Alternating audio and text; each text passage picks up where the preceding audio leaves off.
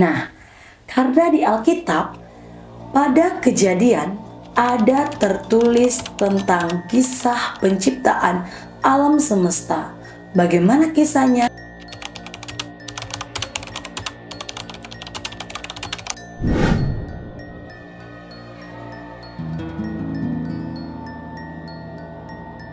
Sahabat Ngalampa, khusus yang Kristiani, coba kita buka Alkitab Kejadian. Kisahnya sebagai berikut.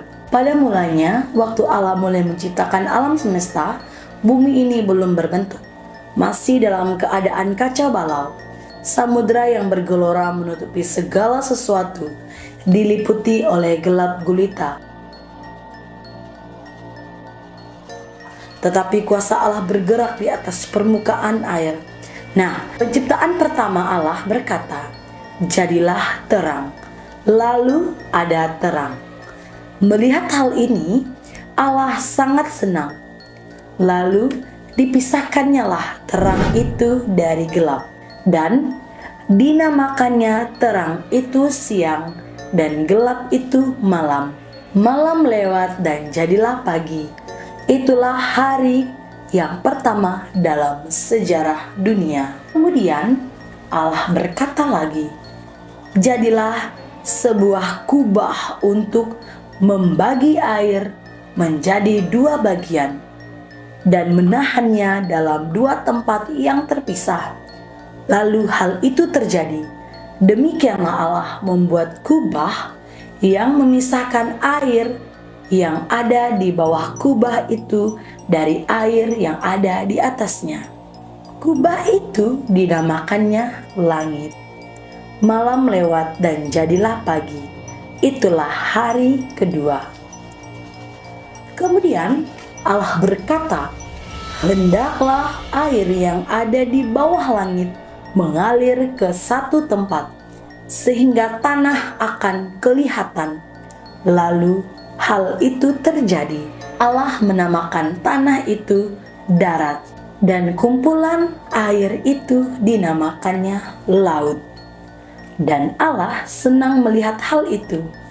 Allah berkata lagi, "Hendaklah tanah mengeluarkan segala macam tumbuh-tumbuhan, yaitu jenis yang menghasilkan biji-bijian dan jenis yang menghasilkan buah-buahan." Lalu hal itu terjadi.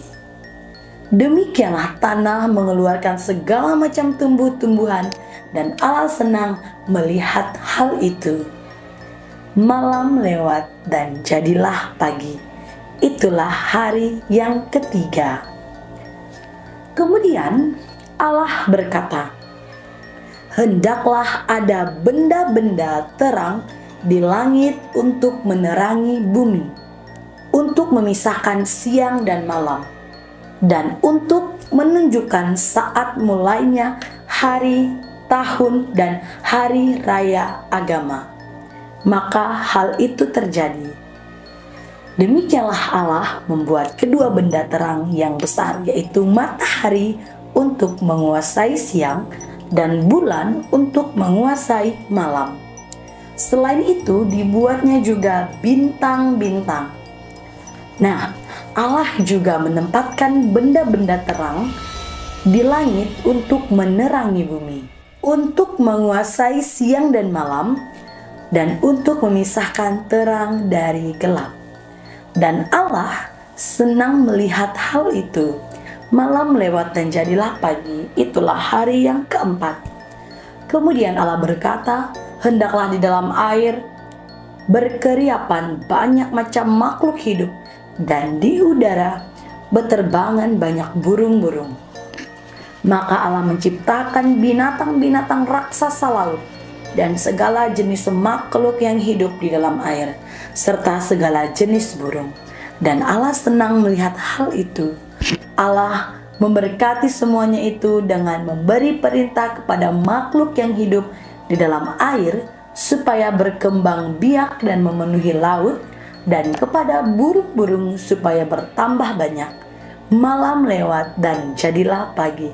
Itulah hari yang kelima.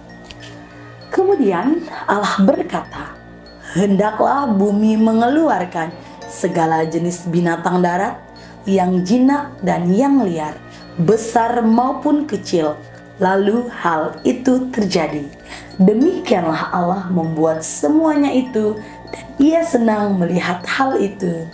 Kemudian Allah berkata, "Sekarang kita akan membuat manusia yang akan menjadi seperti kita dan menyerupai kita. Mereka akan berkuasa atas ikan-ikan, burung-burung, dan segala binatang lain, baik jinak maupun liar, baik besar maupun kecil." Demikianlah Allah menciptakan manusia. Nah, sahabat Ngalampa, tahukah kalian manusia pertama yang diciptakan oleh Allah itu siapa? Nah, Allah menciptakan mereka laki-laki dan perempuan.